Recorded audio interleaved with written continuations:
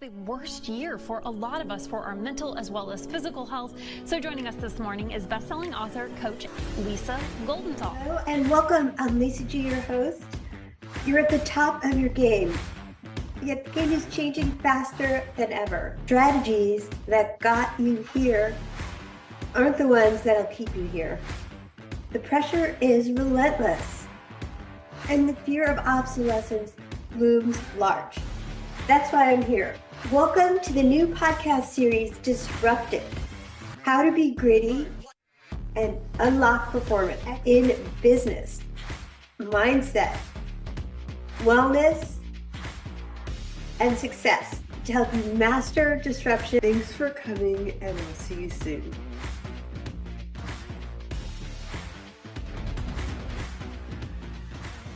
Today's guest is a powerhouse of purpose and alignment and the visionary behind the Joy Experiment, transformative coaching framework helping you break free from burnout, build a business and life rooted with ease and flow and fulfillment. With decades of experience across sales, marketing, entrepreneurship, and personal development, she took a bold stand against hustle culture and asked the question, what if success didn't have to be so hard? Now she empowers purpose-driven women to release struggle, lead with values, and build joy-fueled businesses that feel as good as they look. Roberta Gill Ravella, welcome to the podcast. I'm so excited for this conversation. Thank you so much. It's so nice to be here. Well, I want to start with your origin story. Let's just start with what inspired the Joy Experiment. Was there like a defining moment when you realized hustle culture wasn't the path? Yes, I actually have two specific moments that I would say are tipping points in my life. I have more than one, but more than that, but these two specifically. So I was in mortgage sales for my first career. Okay. Was there for about 20 years, and part of that included 2008 and the mortgage meltdown. Oh my gosh. Yeah, it was fun. And so I had lost a relationship that I found very defining for me. I found a lot of value in that, and it was something I really wanted to be a part of. And then the mortgage business and who I was as an income earner and as a hard worker, like all of our friends knew, like if you were in mortgage, you worked all the time. Like we were the hustle grind, it culture, right? Work hard, play hard, everything, right? And I went from those two things that I had wanted, were taken away from me and pretty quickly. And so I remember just telling myself, one of these days I'm not gonna get out of bed, right? Like on a Tuesday or something, I'm just gonna stay in bed all day. So one morning I got up, got my shower, got my coffee, put on my robe, and I decided today is the day I'm gonna get back in bed. So I got back in bed and I pulled my, 1,000 thread count sheets that I wish I had the money back for, right? Pulled them over my head, and I was just laying there, and my inner me said to me, if this is all there is it enough? Are you enough? Wow. And I was like, I don't know. Right? Like if I don't ever get any of this back, am I enough? And it's bringing a little emotion to my face. But I remember just thinking about it. And like, I didn't know what to do. So I got out of bed immediately, got myself dressed and went back to work. And it wasn't for some time until I went back and really addressed that question, because I had found my value in how hard I worked. I had found my value in being a six-figure earner, of having a powerhouse relationship. And that's how I validated myself. Yeah. And as we all know, any of those things, up, down, whatever, you don't know. So you're more than that, though. Thanks for sharing that vulnerable share. Absolutely. And so fast forward, I had retired from the mortgage business and went into business coaching, and that just kind of morphed into being in marketing because I love marketing. And my husband also retired at that time, and we moved to Florida. So I was here developing my marketing platform, a lot around values and doing the things you love. And allowing those things to do the heavy lifting for you as opposed to forcing things like I had done in the past. So I was downstairs on the treadmill with Ed Millett's book, One More. Right. And I'm reading it, and he says at the end of this book, you'll have the relationship you want. I was like, check. The house you want. I'm like, yeah, okay. All right, I'll live here. And the bank account you want. And I was like, cool. Got that too. I'm like, Ed, I'm not happy. What's wrong? Yeah. Like, I have the rags to riches story. I built myself all the way up in the mortgage business. It crashed. I built it all the way back up. I'm here again. I have everything I want. Why am I not happy? And so I Yeah. went on that journey. That question, are you enough, needed to be answered. Yeah. And in answering that and in healing myself, I healed the part of me that needed to prove who I was through hustle and grind and forcing and struggle. And I discovered what I call my energetic values. It's a platform that I've myself and the lady who helped me with my block removal, that's what we call it.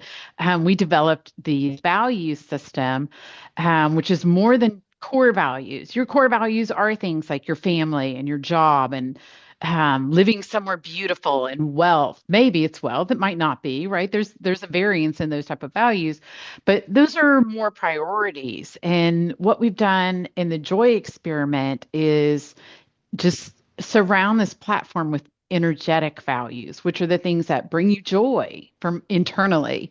That as a person who is enough, these are the things that really light me up, that get me out of bed. I don't have to motivate myself in the morning or, do all kinds of fancy tricks or Yeah. KPIs or whatever, not that there's anything wrong with those things and not that they didn't work. They did work. They work until you're in burnout, until the market's flat and you don't know what to do, until you lose a relationship. What is it? Oprah says they work until they don't.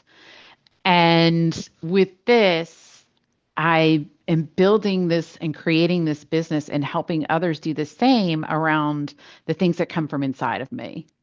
Wow. Thank you for sharing that. I mean, we all want to live based on values. And like for me, I know like being out in nature brings me joy. So I try to be somewhere with nice view because that brings me joy and get out in nature whenever I can. And I think that life is short. There just comes a point in your life when you're like, if that's all it is about hustle, it's not enough. And you say that joy can actually be a business strategy, and that's bold. Like, what does it look like to lead with joy in this uncertain yet results-driven world? Absolutely.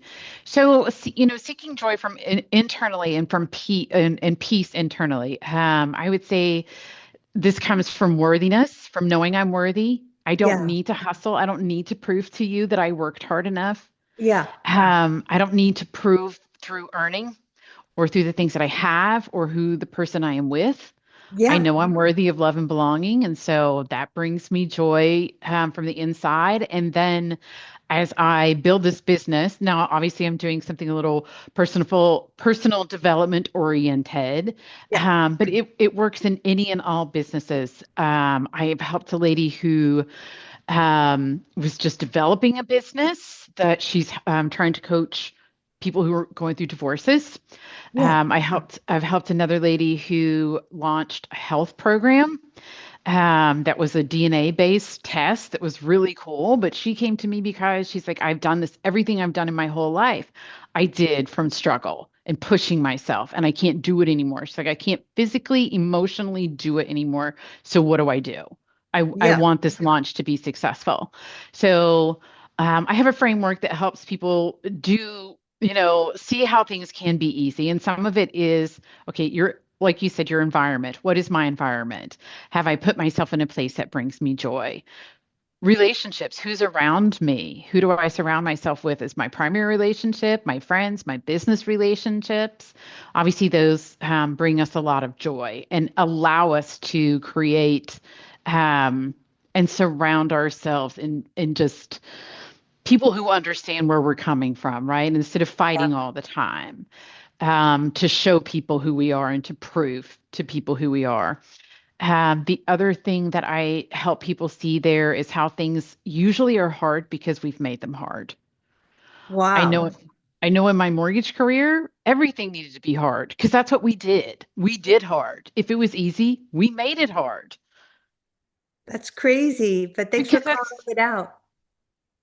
that's what we do, right? I mean, how Right. many times, Lisa, do you hear if it's not hard, it's not worth it? I don't live by those values, but I do deal with people many times that do. I mean, it's our culture, sadly, a lot of times it's just like you can rest when you're dead. Right. And you will be for sure a lot sooner if you do not rest. You will. And how many people, I mean, how many people do you know in that same scenario that found themselves where I was with my Ed Millett book, which was Ed, I have everything and I should be happy and I'm not Yeah, because I thought I was constantly proving myself. Like when I get here, I've got to right. struggle and get here. And then when I struggle, I'll get there. And it's never enough. It's a lose-lose proposition because there's always somebody with one more. Like if you're going for just things and your values are success, it's a competition and you're never going to win that competition. No.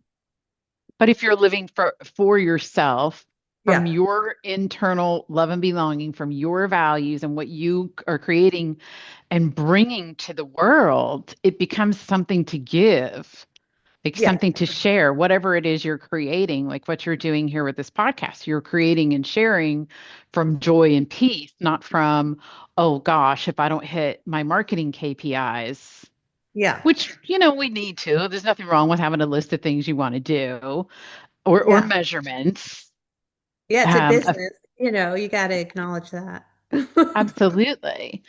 But the motivation, when it's changed from your internal stability and happiness and knowing you're enough, then you get to create. Then you're not proving Yeah. and then you're not striving. You're like, it's almost like a kid playing, that has nothing to prove. They're just having a really good time. All right, well, let me ask you this then. If we were to rewrite the definition of success in your world, what would it look like? I would say the definition of success is creating what you love from that place of worthiness and as yourself.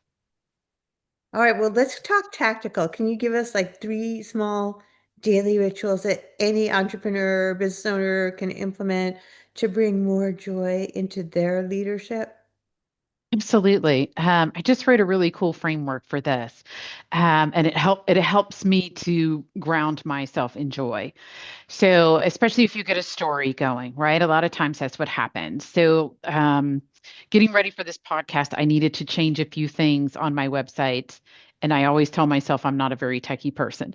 But if I can relax, when I relax and just say, okay, I can do as much as I can do, then I usually am able to get it done without needing to even call someone, whatever. So this morning I took that story that was like, this is going to be really hard. You hate this. And I was like, you know what? So I do something cognitive behavioral therapy-ish. I write on a piece of paper cognitive, and that's my story. My story is I'm terrible at tech, and this is going to be hard, and I really don't want to do this. And then I write the word body, and under body, I just put where do I feel this? So for me, I'll shoulder. And then a lot of times, if it's bad enough, I'll feel it in my stomach immediately. Okay. So that emotion, that grip, right, is a little bit of shame. It's a little bit of fear. It's a little bit of frustration. So at that point, I can just do some somatics and breathe myself through it. Just, okay, let's, a little box breathing or breathe in longer than you breathe out or the other way around, whichever. Just notice the shoulders can come down. Tell your tummy it's okay, and then go back to the cognitive part, which is when I relax, I'm able to do this. If I Wow, need help, I can ask for it. that's an If, amazing spin. yeah, if this doesn't work out and I don't get it ready today, Lisa's not publishing the podcast for a few days. I have time. Yeah. I mean, And oh, because we all tell ourselves that story. A lot of women, I think, in tech are just like, this is hard. And it is a story, right? yeah. And so then you can feel it releasing out of your body. And then you can go back to your emotion, which was frustrated and maybe a little feeling ashamed, and say, you know what? Actually, I feel really good right now. I feel confident. I feel peaceful. I feel neutral. And that's where I came to. I was like, okay, I feel neutral about this. So now I'm going to jump in. This morning I did this, open my laptop and just write a little checklist and get into it. So you And I've practicing what you preach. I love it. absolutely. And I'm sure you've experienced yourself and with your clients. If I had not done that and I just opened my laptop with the story of this is so hard, I'm terrible at tech, I really don't want to do this, it would have been all those things. It's a self-fulfilling prophecy, but I just love the self-awareness where you're coming at it from. Because like for me, I like right now I'm trying to learn pickleball and it's hard for me to be a beginner as an athlete crossing over into other sports. And so I found yesterday after traveling for so long, coming back, I was tired and I could just relax all that stress about this is hard. And I just automatically CBT'd myself to be better at pickleball because it wasn't hard because I was too tired for it to be hard because all of that was a story in my head of this is hard. So I like this Yeah. framework. Any final words of wisdom do you want to leave our audience, or is there like the joy experiment quiz that you want to tell us about if we want to actually take that? Sure, yes. The link will be in your show notes, I believe. I have an assessment it's a quick, fun quiz, and it will let you know if you're in your values or you're not, and give you a little pep talk about each yes, no, maybe. And then you have the option to taking a more in-depth assessment that I have that will show you your values quadrants and what it looks like when you're in your value quadrant and what it looks like when you're adapting and so you're out when you're out of boundaries, when you're out of alignment, and then how you apply that to your business, to your relationships, and to your life, so you can bring yourself and joy and authenticity um, into your business and your life. Well, thank you. I'm going to be jumping on that. I hope you guys are listening and taking notes. And where can people find you? They can find me at thejoyexperiment.live. I'm also on TikTok, it's my favorite. And I'm also on LinkedIn. Wow. Well, I'm going to connect with you in all those places. And thanks for being a fabulous guest on the show. Thank you for having me again. It was so fun.